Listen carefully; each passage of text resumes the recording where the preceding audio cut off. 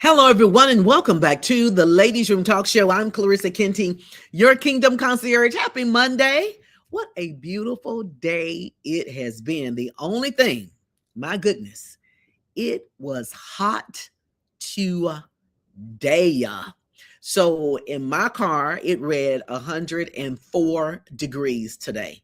104 degrees. And in most cases, when the degrees is that hot, a lot of times the feel of that day is hotter. And it was smoking today. I got to be honest with you. It was really, really hot today. But I did get out and had a couple of appointments to go to and some things to do. And I quickly got back in. But I went to a place called Brewster's. I think it's Brewster's Ice Cream. And I got this amazing pina colada Italian ice smoothie type thing.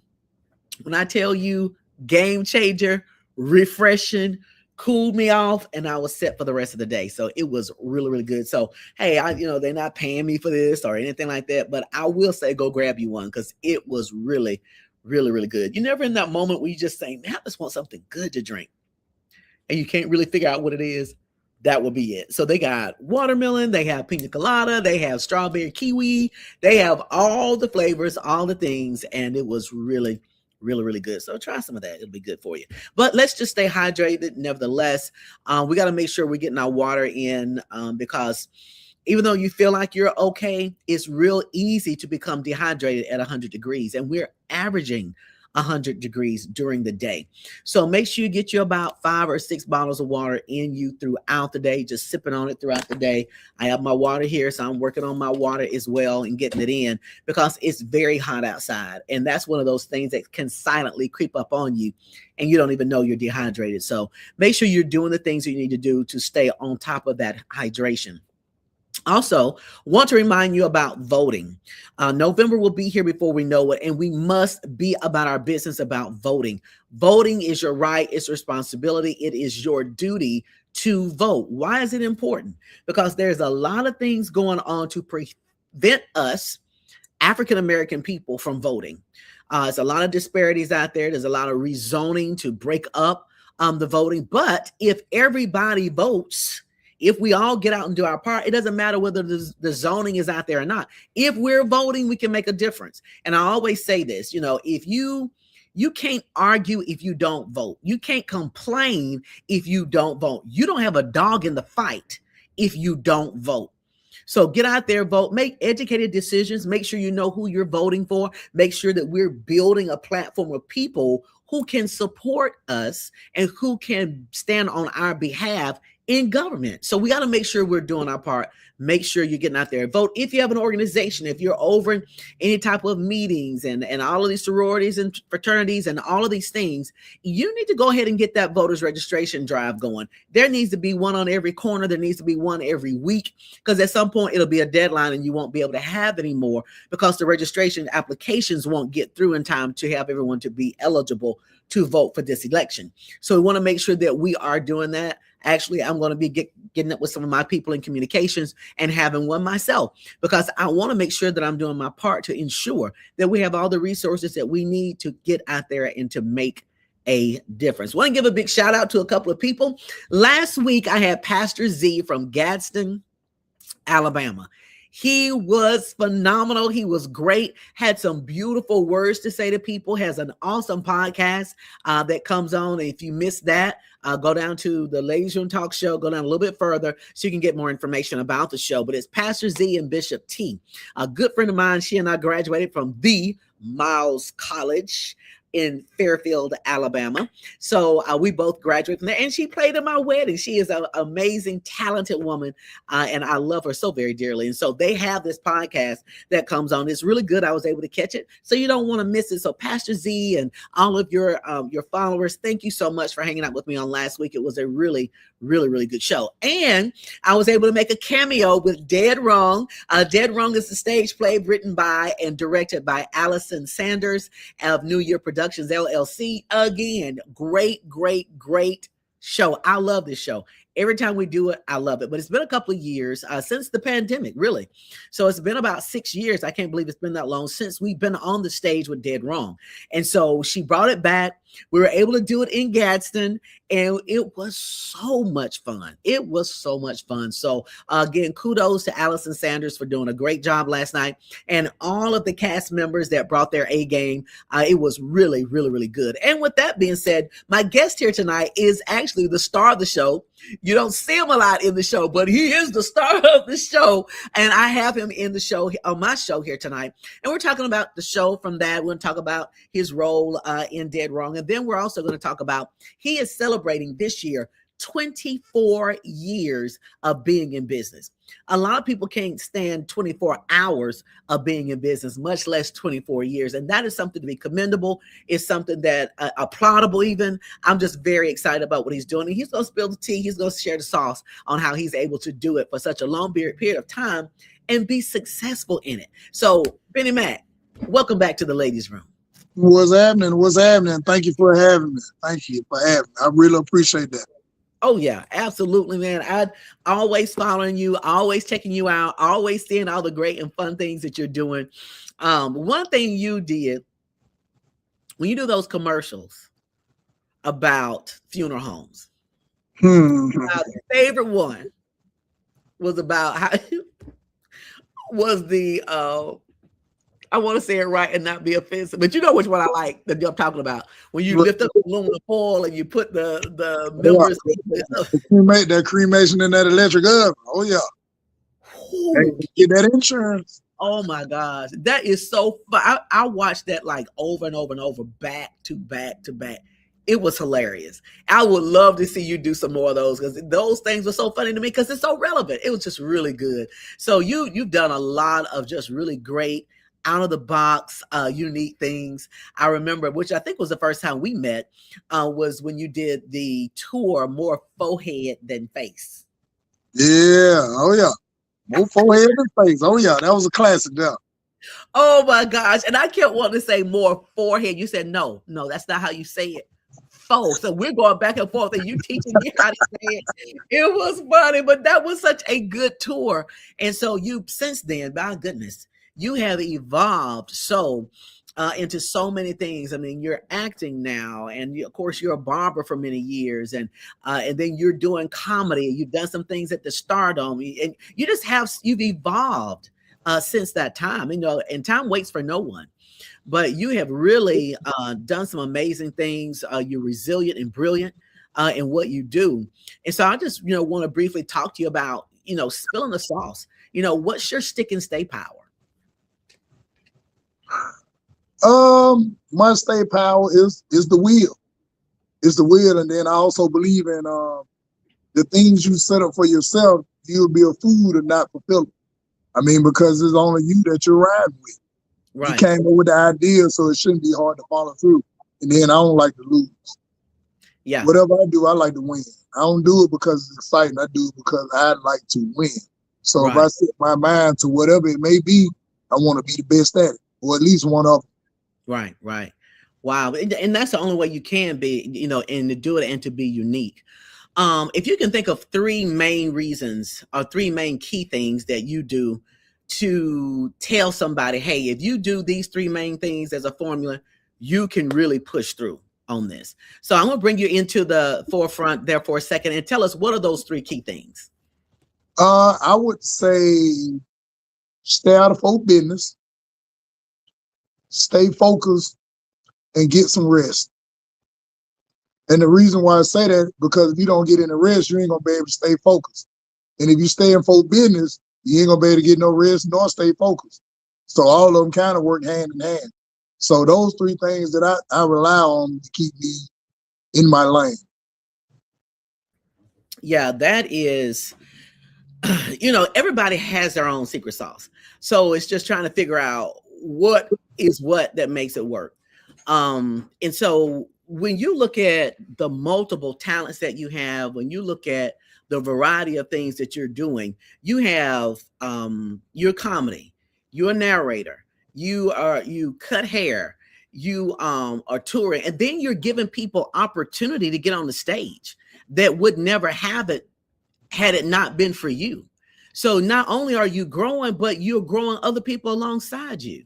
So that to me says that you're a person that not only about yourself, but you're about helping other people. I mean, why? Some people are just about themselves. They want to grow on their own. Everybody else can get it the way they can, the best way they can. Well, I mean, I look at it like this. Without the people, it's hard for you to go where you need to go, because a lot of people that I deal with is connections in different areas, and Right. it's connecting different minds. And then I believe in when you run into different people, it's for a reason. Mhm. And I think you should have utilized everybody that's around you, whether it's good or bad. And I just feel like it's each one teach one. And I feel like that's just what we're supposed to do. So it's kind of hard for me not to do it, considering that it's people that gave me a leg up. So I feel like being able to just pay it forward, it's a lot of gratitude in that. And there's a lot of humbleness in that too. And then I just simply like to do it because I like to see people around me that I could have had some type of influence on to be able to be successful, because that may be the person come back and get you and take you to the next level. So I always believe in, just paying it forward. Because I feel like everything that you got, it ain't all yours. I think when God bless us with things, it's not just for you. You were just a vessel that it went through to be able to bless others. Right. I think that when you think about biblical principles and how when you sow into something, you reap it, and not only do you reap it, but it's multiplied. And so what you're telling me is that you're taking your resources, your time, your talent, your expertise, and you're sowing that into other people so that they can be great too. So I see why you've been in business for 24 years. I see why everything that you put your hands to, it excels and it exceeds. And so some people don't even know that you're married and that you have a family because of your hustle and how you roll. How do you keep the balance? I just try to be totally honest with them that somebody gonna work, somebody got to pay their power bill, somebody gotta be resilient. Then I also like to use the analogy that, because sometimes y'all women get a little frustrated when you're always on the grind. But I was like, well, just imagine if I was in the military. Don't look at it like this guy who a barber and do comedy and travel on my own dime. Look at it like I was in the United States Army and I was deployed off into Cambodia. I was over in Saskatchewan for 2 years. Mm-hmm. What's the difference? Other than you actually get an opportunity to see the grind day for day. So I'm kind of real firm on that I can't let it stop because most people, because they don't understand. I just have to keep it going. Right. But like I said, they just imagine I'm in the service. And then we'll work it like that. As long as you know I got good intent that you involved in the ultimate plan, it should be all right. That don't mean it don't come with a little heartache and frustration, but I think it's understood because I ain't gonna stop. Right. What I like about it is because some people, hey, Mike Steele, what's happening? Good evening to you, sir. Mike. That's one of my classmates from Miles College, the Golden Bats. Good people. Yeah, he had that pigskin out there. He thought he was doing something too, Benny. He thought he was doing something. Well, Mike, run that tight. He was out there.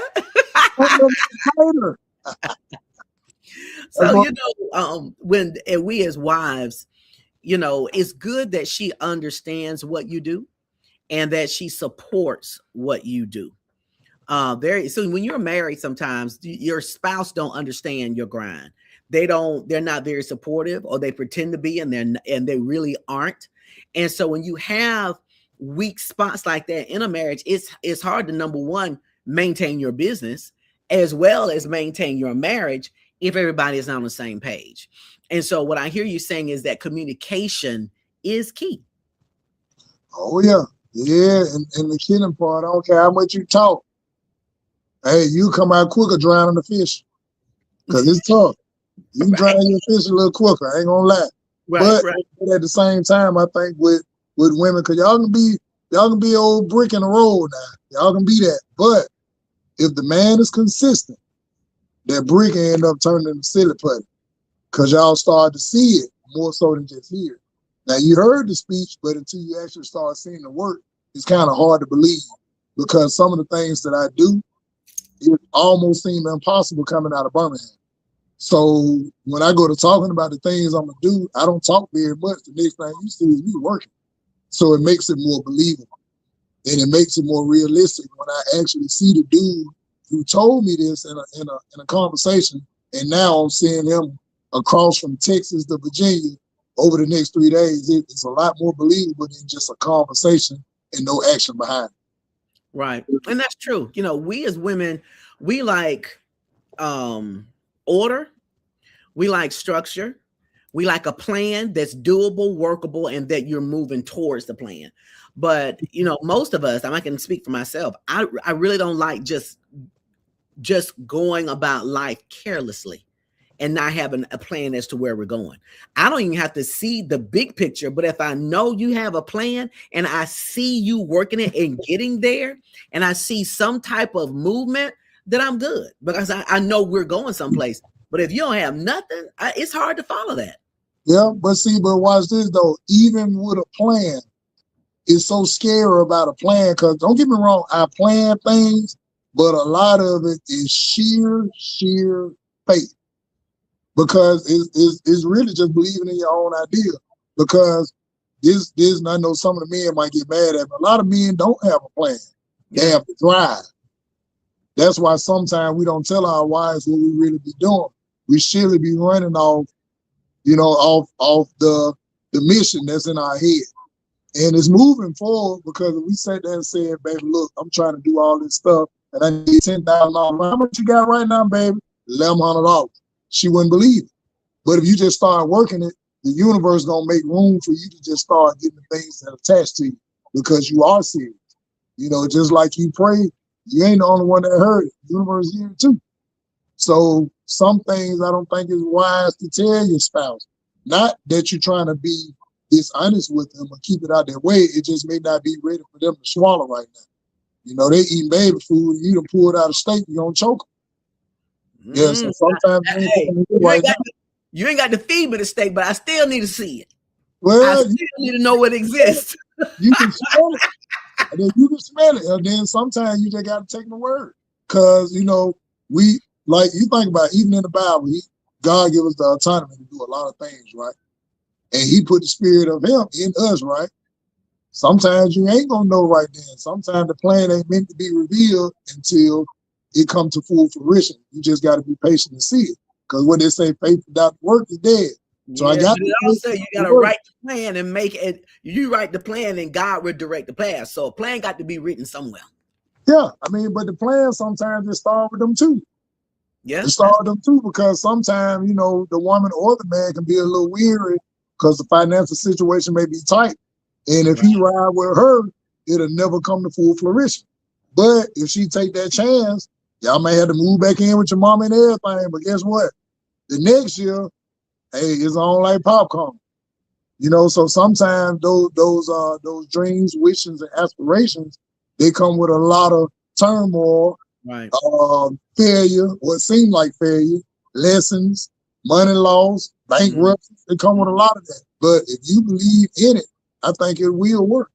Yeah, that's true. I think that the communication thing that you said earlier, that's the biggest thing. It's just the communication. If everybody's on the same page, then it can work. But if everybody's not on the same page, it's a train wreck. Yeah, and then sometimes your train can still roll. It just may be time for them to get off. Sometimes it's your stop right here on 3rd Avenue. We can't go no further. It don't mean that it's bad. It just means that they may not have been a part of that plan. And that, there's this book that's out. It's called Good to Great. I don't know if you read it or not, but it talks about people being on a bus. And on that bus, you got to make sure that everybody on the bus is going to the same place. And then even on that bus, making sure that they're the right people on the bus, in the right seat on the bus, going the right place and the same place. And so that book is a lot based on what you're talking about. If we got to a place where, hey, we can't go in place else, it's time to keep it moving. It's time to move on. And so then that's a hard thing to do sometimes. It's time to part ways. That's hard, especially if you're in a business plan with somebody, or you're working together in a business, or or anything like that. Sometimes it's hard to do that. Yeah, that's true. But you know, I hear people say this phrase a lot. People in your life for a reason and a season. And Yeah, I hear that all the time until it's time to make it applicable to your situation. right. So it's time to say, hey, this season you was here for the winter, but now it's fall, somebody got to go. Yeah, And that and it's part, not that always a bad thing. It's not always bad. And no, so sometimes you think of it as being a loss, that you've lost a friend or you've lost a relationship or whatever, but it's not necessarily a bad thing. And I think it's like you said, it's that thing where, okay, this is where we are now. Now we have to part, and sometimes you may have to go this way just to come back. mm-hmm. To That's see if true. they bring you back again. Yeah. That's true. You know, because everybody don't have the same strength. Right. You know, as much as people sometimes want to ride with what you got going on, sometimes they just ain't strong enough to handle it. And it may come back together. Then again, you may be better off as friends, Right. constituents, however it may be. Mm-hmm. Have you, based on the things that you're doing, because I know that you're in touch with a lot of people, you're connected with a lot of people. So have you ever found yourself in those spaces where you've had to be like, hey, we're good, but I'm going to this direction. We may need to kind of part ways on this. Have you found yourself in that space? All the time. All the time. Because sometimes people can see your drive and they want to be attached to it, but they running fast as a pig walking backwards in mud. And you moving fast, and they think they want that ride until they get on it, and it may be just too much for them. I run into that quite often. So that happens a lot, because one thing about entertainment or a finished product, it looks great. You bought the car after they done put the tires on and put the armor rod and cleaned it out and vacuumed it out and cleaned the window.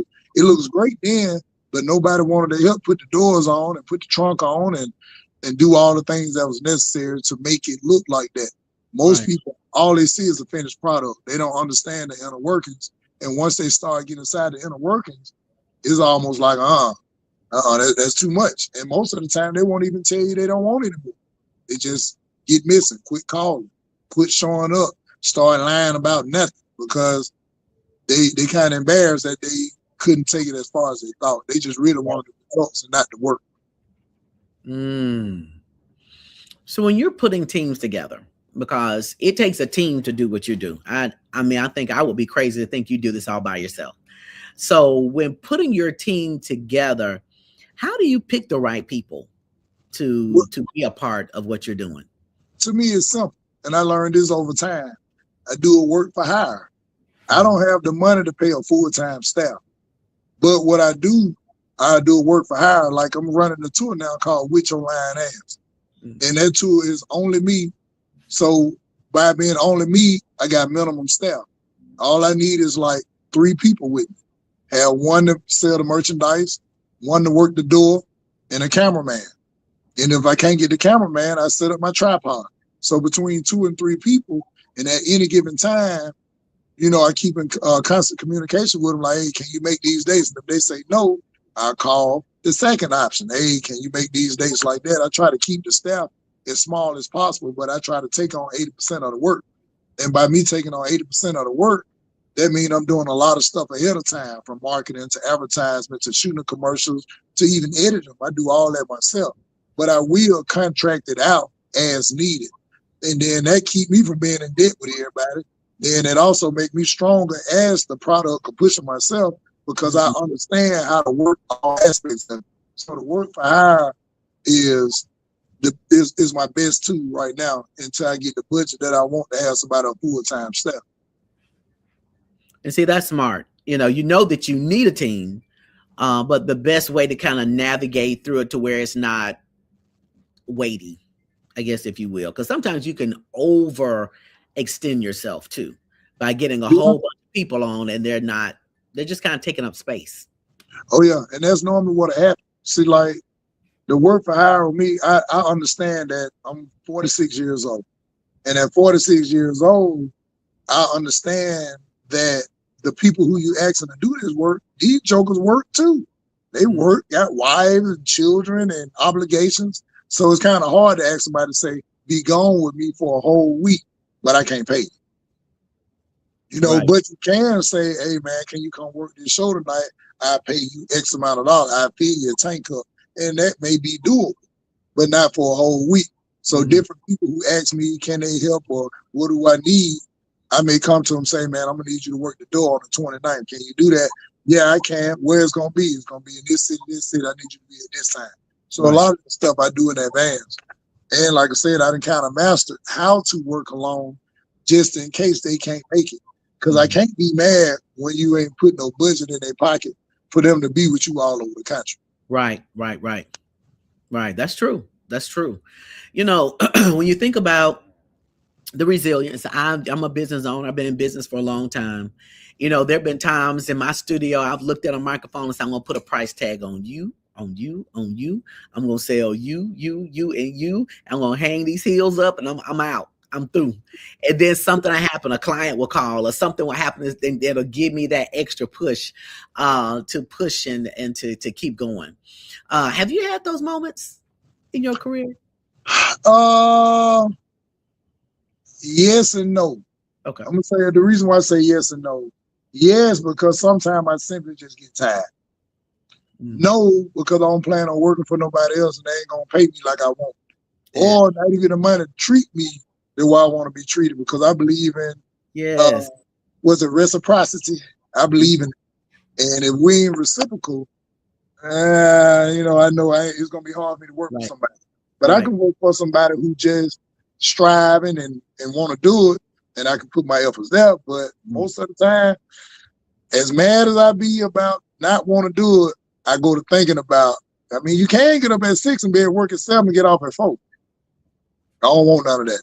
So that's why I say yes and no. So a lot of times I have to think about the position that I'm in and freedom that I have. It just requires a little work. And that's what kind of make me stay on track to say, hey, nah, man, just go ahead and snap out of it. This is what you chose. Right. And I always had to tell myself, this is what you chose, man. How you going to be mad at something you chose, want to quit something that you chose? Yeah. Because I'm trying to think, most people that I talk to, their business owners, they have those days. They may just want to give up or whatever, but then you come back to yourself. And that's what I have been able to do. You know, when I think about people, because there are people out there, Benny, who have ideas. They have great ideas of what they're wanting to do something, or they got this brilliant desire to want to start a business, but they don't know how, or they have all these things that hinders them from pushing forward. As we're wrapping up here tonight, can you share an encouraging word to someone who has an idea, has a business idea, but they're sitting on it because they have some kind of fear of whatever? Can you just share with them briefly some words to encourage them to step out, to push forward, and to do what they need to do? Well, one thing I would tell them is that believe in your own ideas. If the thought came to your head, it was for you to actually pursue. And also, I think that's really the only thing I got with it, just believe in your own ideas, because it all starts with the belief. Then it turned into the knowing. So I believe if you believe in what's been downloaded in your computer, which is your brain, I think you should work on it and start trying to take it to where you want it to go. Just believe in your own ideas. I like that. That belief factor, that's huge. And so if you're not moving, I guess the question would be, do you believe? Do you believe in your own convictions? Yeah. Do you believe what's been downloaded can actually help somebody? Yeah, and it's interesting that you asked that question. I think that a lot of people don't, and this all the way to the simple things like posting things online. Right. A lot of people don't post, they just say as a comment, because they don't really believe as good as what's out there online. Or they may not think it's funny. Or a person won't post this song because they don't think it's as good as somebody else's, or they simply just don't believe it. Now, they won't use those words because it sounds weak to say, yeah, I wrote this song, but I don't believe in it. Or I wrote this joke or skit, I don't believe in it. But what you'll do, you'll just kind of minimize it and won't post it or won't push it because you don't believe in it. When you start believing in your own stuff, it comes out like water running down a hill. Yeah. So that's why I said it starts with believing in your own ideas, and then it starts to manifest as you work. Like you see it now, of course, like you can dream of building a car. You ain't got all the parts laying in the yard, but you know as you get the tires, now I'm gonna get the axles, I'm gonna get the axles, I'm gonna get the brakes, I'm gonna get the drum, I'm gonna get the rotor. It all comes together over time because it's a learning process in the midst. So as you believing in it, you got to start making moves, and it started coming together on its own. So yeah, believing in them own ideas is something serious, because the same way that you believe in it or don't believe in it, it'll leave you too. Yeah, you're exactly right. And it'll go on to the next person. That's right. I've had that to happen. I've had a really big idea that I set on, and it's national now. But so you got to move, and you got to move quick. I believe that when God gives us some things are meant for us to go on and move. And we don't have time to try to figure out, is it God talking to us or is it us? We need to know it's God, and we know for him to really push us to what we need to get done. So, but Bennie, listen, I thank you as always. Whenever you come on the show, you always have some beautiful gems to share. You have some amazing things to talk about. So congratulations. Happy 24th anniversary. And we're praying that God will bless you with many, many, many, many more. Okay, well, just remember, 24 years on the come here, 24 years. You're so brilliant. Thank you so much. 24 years on the come here, 24 years.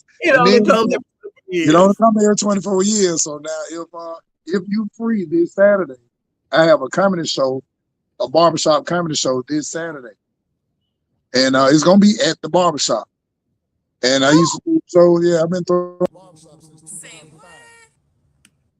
since 2005. So I haven't been throwing them since I was at the start on, but since I'm not at the start on, of course I throw shows everywhere, but the show is this Saturday. So if you're free, come on through and get a few of these laughs, because I bring that funny for a little money. Okay. And what time is it Saturday? The doors open at 8, show starts at 9. At 9, okay. I got a kitchen in here, and they'll be selling food. But when you get your ticket, all your drinks are free, alcoholic and non-alcoholic. Okay. All right, cool. I love it. How can they get more information about this, Bennie? Yeah, just go to the website at BennieMac205.com. Okay. Bennie Mac, that's Bennie. 205. That's right. Love it. Guys, go out there and check it out.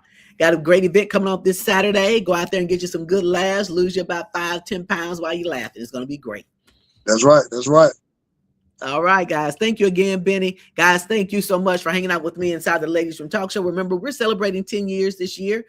Kicks off in September. So our director, I think, has some cool things that's going to be running down the pipeline as we celebrate 10 amazing years inside the Ladiez Room Talk Show. So good night. Stay hydrated, please. Stay safe and stay the course. Good night. Okay. Hey, and I appreciate you having me too. Thanks. Yeah. Thanks for being. Thank you. All right, guys. Good 10 years. Only come every 10 years.